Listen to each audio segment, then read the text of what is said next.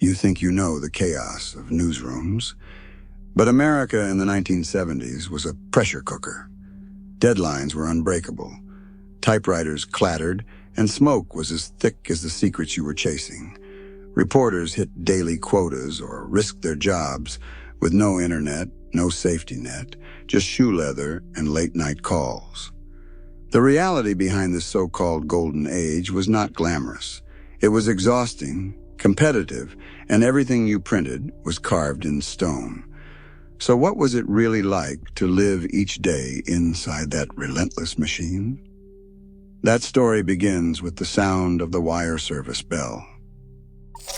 The day began before sunrise for some and stretched deep into the night for others, but the soundscape never really changed.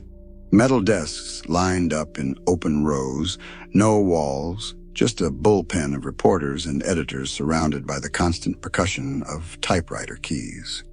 Each machine had its own rhythm, some staccato, some a steady clatter, punctuated by the sharp ring of a carriage return and the slap of paper being yanked out. Over in the wire room, AP and UPI teletypes chattered nonstop, spitting out bulletins on continuous paper. When the wire bell sounded, 3 bells for a bulletin, 5 for a flash, every head at the city desk snapped up, the whole room holding its breath for the next big story. Phones rang out above the din, rotary bells slicing through the background noise, editors barking into receivers, and every so often, the crash of a handset slammed down in frustration. Police scanners sat near the city desk, their static and dispatch codes a constant undercurrent, always threatening to break the routine with a fire or a shooting. Copy boys hustled across the floors, weaving through chair legs and power cords, carrying galleys and fresh copy between desks and the composing room. The air was thick with cigarette and cigar smoke, the haze so dense it seemed to settle on every surface. Typewriter keys, ashtrays, even the stacks of newsprint. Reporters learned to tune out the chaos, but their bodies kept score. The pressure was relentless. On most metro desks, the expectation was at least one solid story every shift. More if the city was busy. If you worked days, you were in by early morning, racing to fill the afternoon edition. Night staff came in mid-afternoon, chasing stories until the presses rolled past midnight.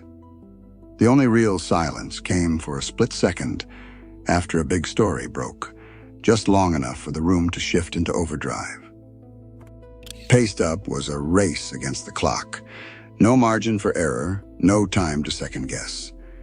As the copy desk signed off the last story, layout editors sliced columns from galley proofs with steel rulers and X-Acto knives, hands sticky with wax and rubber cement.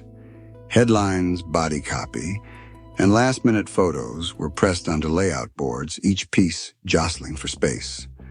The room turned tense as the city editor called out, "How many inches left on A1?" The answer determined which stories lived above the fold and which got bumped to the back. At the rim, a copy desk editor watched the clock tick toward midnight. One phone call from legal or a late wire flash could mean tearing up the front page. In those moments, ethics and nerves collided. Was the source solid? Was the accusation libel-proof? The editor's pencil hovered, weighing whether to run a quote or rewrite the lead. There was no undo button. Once the page left the paste-up table, it moved to the camera room, then to the stereotype department, where a mat was pressed and a curved metal plate cast, heavy, hot, and final. Downstairs, the press room buzzed as the first plates locked onto the cylinders. The vibration started in the soles, rising through the building as the presses thundered to life. No one could stop the run now. What was on that plate would hit thousands of doorsteps by dawn. If you missed a fact, or let a rumor slip through, it was too late. Your mistake was already rolling down the conveyor. Every night, the deadline was not just a time, it was a point of no return. A reporter's toolkit in the 1970s was a physical extension of the job, practical, battered, and never far from reach. Every story started with a spiral notebook and a couple of pens, sometimes a pencil for when the ink froze up in winter. Shorthand was a survival skill. You had to catch quotes in real time, scribbling half-legible marks as a councilman filibustered or a cop rattled off details. For background, the newsroom morgue was the real gold mine. Rows of metal cabinets packed with yellowed clippings, all sorted by subject, name, or event. If you needed the backstory on a city contractor or a murder from decades earlier, you dig through folders thick with past headlines and reporter notes, sometimes finding a lead buried in a margin. Out in the field, every reporter carried a pocketful of change. Payphones were lifelines. If a story broke at City Hall or a fire scene, you'd duck into a phone booth, dial the city desk collect or drop in a dime, and dictate what you had, hoping the line didn't cut out. There was no voicemail, no call waiting, and if you missed a source, you called back again and again until you got them. Everything took time. Tracking down a document meant waiting in line at a clerk's window, and verifying a fact could mean 3 more phone calls. The process was slow, deliberate, and demanded patience. But that tactile, hands-on workflow built a kind of rigor into every byline. Every fact had a paper trail, every quote had a page in a notebook, and every story was a physical object before it ever made it to print.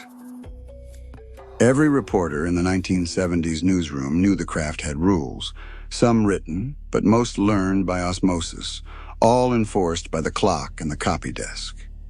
You wrote tight, you led with the facts, and you built your story in the inverted pyramid, the lead, the nut graph, then everything else in descending order of importance. Editors demanded verification, at least 2 independent sources before a serious accusation made it to print. If a quote came from an anonymous source, you had better be ready to defend it, even if it meant risking jail to protect their identity.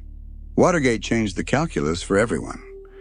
When Woodward and Bernstein started following the money, they were not just chasing a story, they were staking their jobs and reputations on courthouse records, whispered tips, and weeks of face-to-face meetings with sources who refused to be named. The 2-source rule became gospel. Newsrooms everywhere watched as the Washington Post's dogged reporting forced a president to resign. Suddenly, publishers who had once grumbled about the cost of long investigations started funding investigative teams, giving select reporters the time and space to dig, cross-check, and sometimes wait weeks for a single crucial confirmation. The pressure was real, and so was the pride. Investigative units grew after 1974, with editors carving out space for stories that might take months, not hours. But the standard never changed. Every fact needed a paper trail, every accusation needed a backup, and the risk of getting it wrong was career-ending.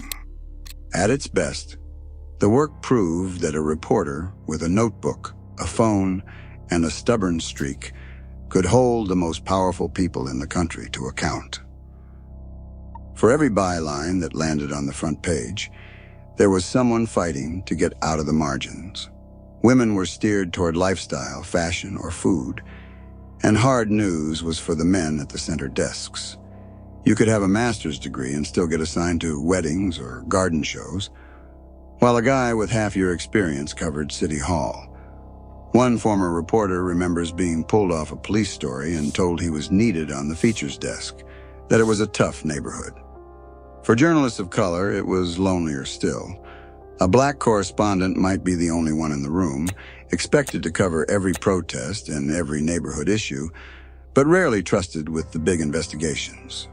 In the bars after deadline, camaraderie and competition blurred. But the drinking was heavy and the jokes could cut deep. The stress built quietly, with long hours, missed family dinners, and stories that never made print.